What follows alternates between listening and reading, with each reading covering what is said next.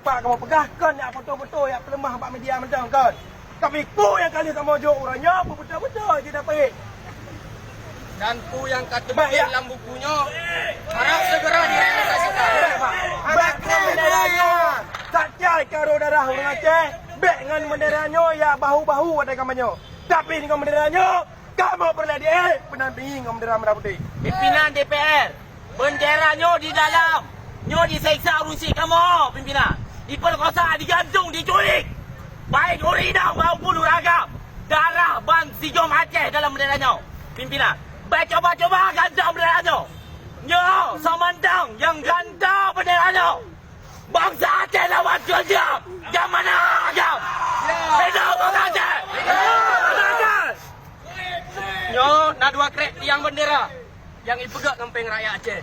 Dikrek kena bendera merah putih sebagai bendera Nanggro Dayo, bendera Nanggro Aceh, Nanggro Indonesia.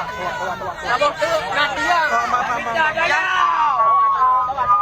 Nak sabuk tu tiang yang dalam bukunya kamu tulis bahawa dia peik bak tiangnya. Tiang yang dipegang dengan peng rakyat Aceh. Mungkin talo kali pula. Di bawah orangnya kamu mahasiswa yang pasang talo. Ronu Dewan yang akan peik. Punah bersedia. Bapak. Dan karena yang tiang dipegang dengan peng rakyat. Menyohan adik bendera bintang bulan bak tiangnya. Lebih agak orangnya tapak teman-teman. Dan sampaikan kepada seluruh mahasiswa. Apabila orangnya adik bendera bintang bulan. Maka tiangnya sama-sama tapak. Silakan.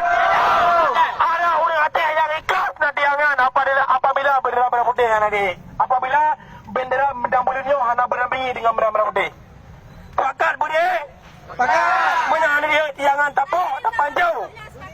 Tak bodoh pimpinan. Tolong sampaikan kepada Badan Eksekutif Aceh untuk diubit. Isi surat perintah kepada semua instansi dan masyarakat Aceh untuk pergi benderanya bayar tu. Danya pimpinan Aceh ni dalam Aceh, dalam Jawa, dalam Pusat. Jauh lebih. Yang disampaikan sihat Bapak LT Gubernur yang terhormat, yang mulia, yang kaya kamu pilih. Hidup Bangsa Aceh. Hidup. Lebih dia.